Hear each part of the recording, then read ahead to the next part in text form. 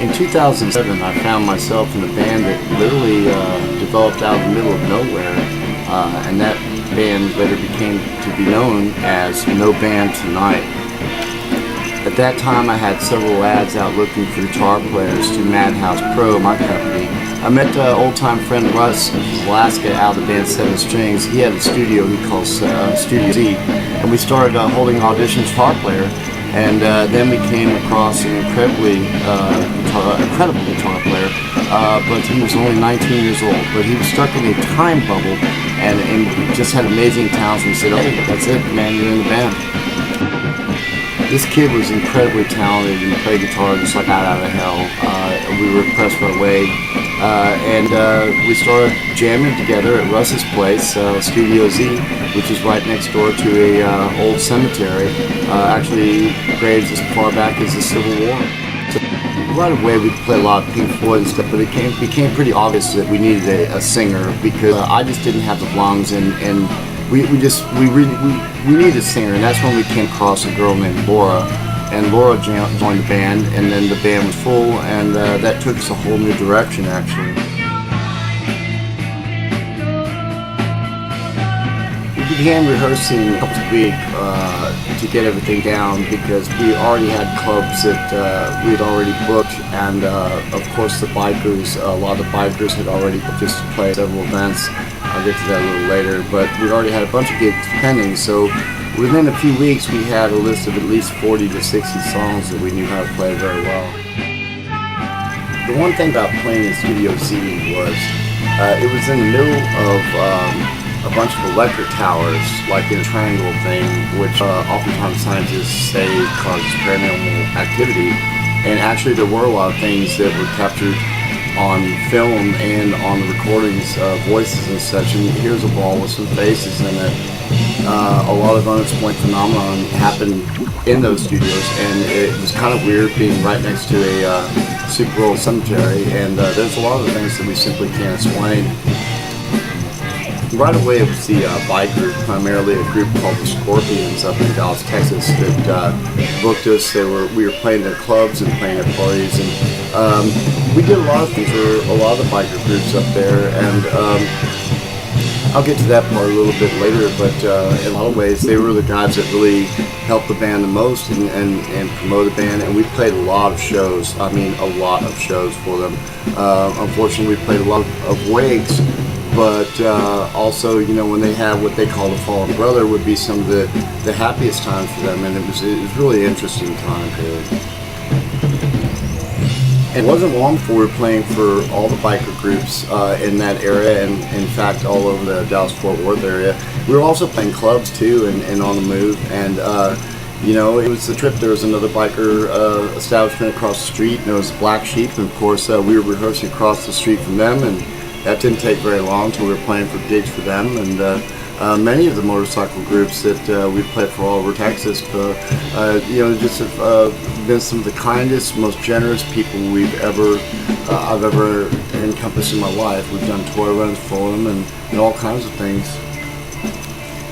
You're seeing some pictures here of some of the stuff that was captured on film that we can't explain during those years. Certainly this picture being the biggest. You can clearly see the faces. This was some kind of orb that was captured, photographed in one of our recording sessions. Still, it's kind of creepy, but kind of cool. There's so many things that happen. You see things fly across the room, and they weren't always friendly ghosts either. Sometimes they would do something quite scary, like break something or smash out some glass. We had a piano that would play by itself. It was an interesting time period, an interesting place to practice for sure. I'll never forget those years. I had never really believed in places being haunted or paranormal activity, really. I'd had a couple other strange things happen to me in my life, but never as much as I did in Studio Z. There were just unexplainable things that happened all the time. And sometimes a place in the middle of summertime, we'd walk in and it'd be freezing cold. As often as they say, it's like the ghost shows. But anyway, the band was practicing and playing gigs for all the bikers everywhere and all the clubs, and things were going well. And then, of course, like everything else, it was time for a change. Laura eventually left the band, and I began thinking, who can we get for a singer, when I remembered Alan Blair from Charlie's band when I was in the Vision. And we brought him in, and instantly things just caught on fire. One of the very first things we did was go into a recording studio to record 5 originals that the band had, including How's Your Day and a song called The Weary Cowboy. The name of the band became an instant hit because where you would expect to see on a sign that said "No Band Tonight," people not to show up, well, places were packing, and everywhere, every club that we went to, anywhere we went, it was just filling to capacity, and we were just playing nonstop. Every weekend we were booked solid, and from events to biker events to the club in Dallas, Texas, we were just hot on the move. Where you saw No Band Tonight, that didn't mean that there wasn't a band there. That means that we were there.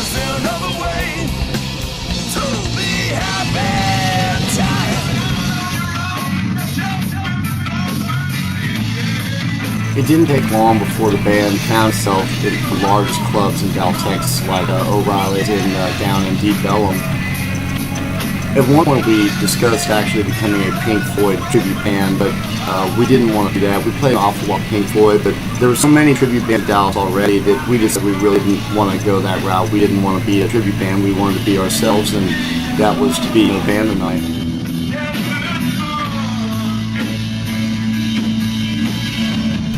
One thing about the band, whether influenced from the paranormal activities of the studio we practiced in or not, but we were always on a push to join the two worlds of analog and digital sound.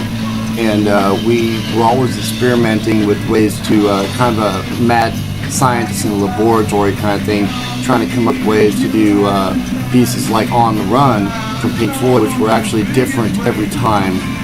Because we were pushing our equipment and experimenting with different things to make these things happen, which was very hard for us to reproduce, and we never knew we were going to come back in on time or not, but somehow we still did them.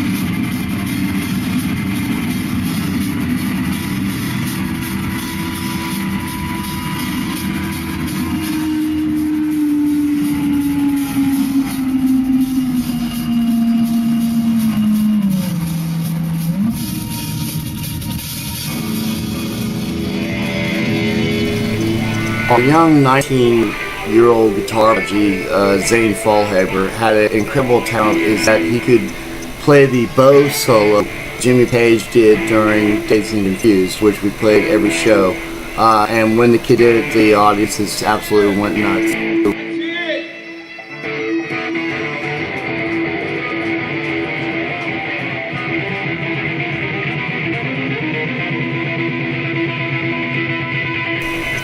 Honestly, Zane Fallhaber was a star of the show. This kid just phenomenal, especially because the age just didn't match up, but he was stuck in some type of time bubble, and just was an incredible guitar player, full of talent, and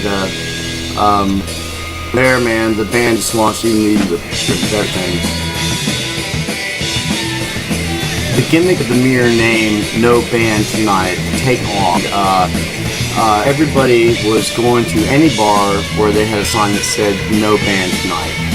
Even recorded this, Stern said there's some band in Dallas, Texas that calls themselves No Band Tonight. Go see these guys. And that perhaps was the biggest giggle we ever got, is here we are calling ourselves No Band Tonight. and place they're packing to see No Band Tonight. It was a very clever media move, the talent of the band versus the fact of No Band Tonight, and it just took off and went absolutely wild.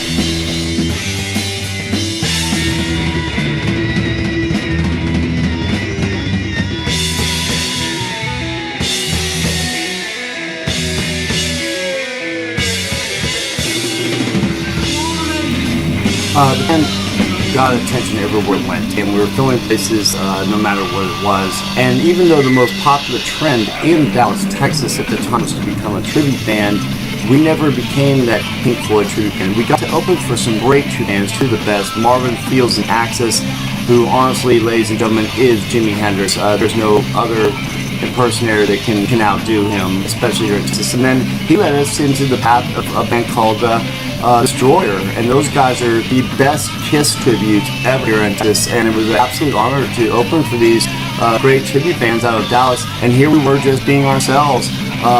We'd always just call ourselves No Band Tonight, and then we went, the bikers just especially treated us the best, and we did so many shows for them, and you know, they're just the most generous people on the planet Earth.